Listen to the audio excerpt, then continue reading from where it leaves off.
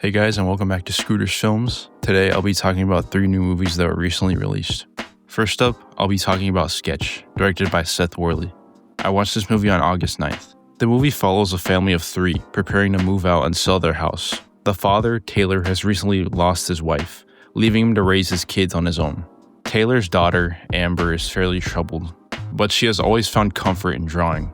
After her mom died, she's had trouble showing outward emotion, instead using drawing as a way of coping. Her drawings become more sinister, and they are not meant to be seen by anyone. One day, Amber accidentally drops her drawing notebook into a magic river. The next day, the town is terrorized as the monsters Amber drew were no longer a fantasy. As the creator, Amber and her friends have to find a way to stop these monsters from causing havoc. I really enjoyed this movie throughout its entirety, and it impressed me with how entertaining it could be with such a simple story. There were many comedic relief moments throughout the entire movie from several characters. There were even some sentimental moments near the end that were fairly well done. I think the acting was mostly good across the board, and the child actors did a really good job. The script was a bit iffy at times, and there was definitely some controversy surrounding the movie supporting AI.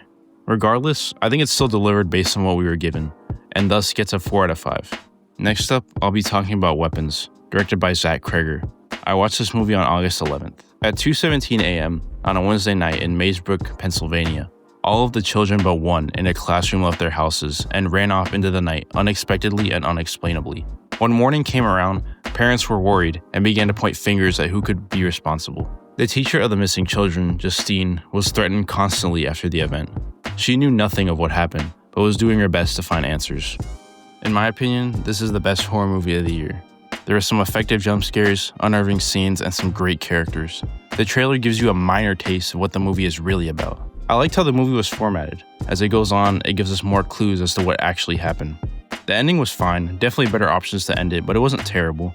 There was some great acting all around in this movie, which is usually lacking in many horror movies today. Gets a 4.5 out of 5. Lastly, I'll be talking about Together, directed by Michael Shanks. I watched this movie on August 11th. Tim and Millie have recently moved in together, and they chose a house far from their city. At first, everything is normal, as they're getting used to their new situation. It's soon found out that they have a pretty unfortunate situation, and it involves the two of them. Some force between them causes them to feel the consciously and unconsciously need of being together.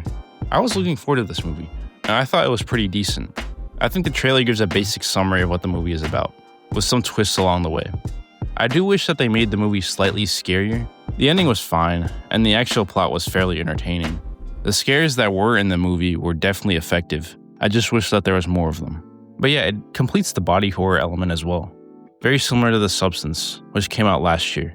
This movie gets a 3.5 out of 5. Alright, that's all for this week. Thank you guys for watching. Tell me in the comments what you think of the movies I talked about, and don't forget to like and subscribe.